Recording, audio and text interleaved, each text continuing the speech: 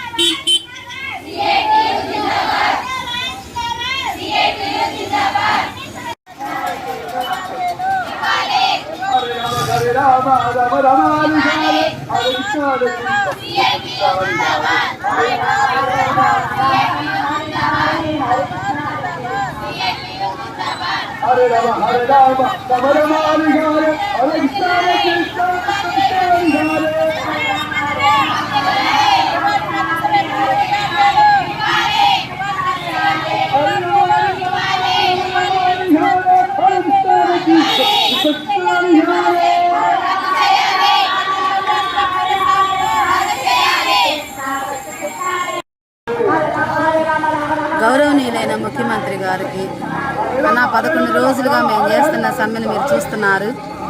మీ దృష్టికి మేము వచ్చాము, కానీ మీరైతే మా సమస్యలు పరిష్కరించడం లేదన్నా.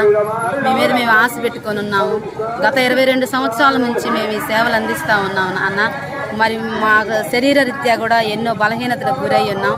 మరి కనీస వేతనాలు మరి లేకుండా మేము ఇలా చేయటం అంటే అది ఎంత మాత్రం సమంజసం అన్నా.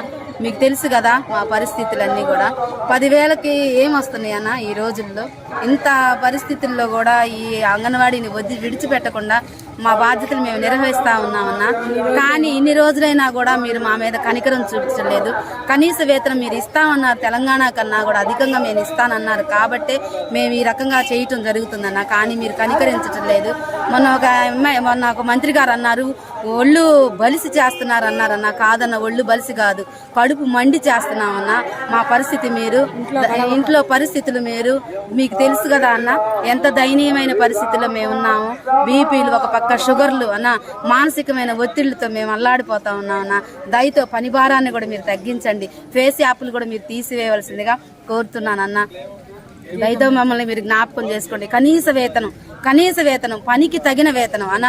మేము ఎంత పని చేస్తున్నాం మీరు చూస్తూ ఉన్నారు. పనికి తగిన వేతనాన్ని ఇచ్చి మీరు మమ్మల్ని ఆదరించవలసిందిగా ప్రార్థిస్తున్నాం అన్న. ఓటుల విషయం వచ్చేసరికి నా ఇంట్లో 6 ఓట్లు ఉన్నాయి, మేము 6గురు ఉన్నాం. మరి 6 ఓట్లు నేను నీకు వెయ్యాలి అని అంటే మీరు మాకు చేయాలి కదన్నా, ప్రతిఫలం చూపించాలి కదా. జ్ఞాపకం చేసుకోండి మమ్మల్ని మీరేం దయచేసి.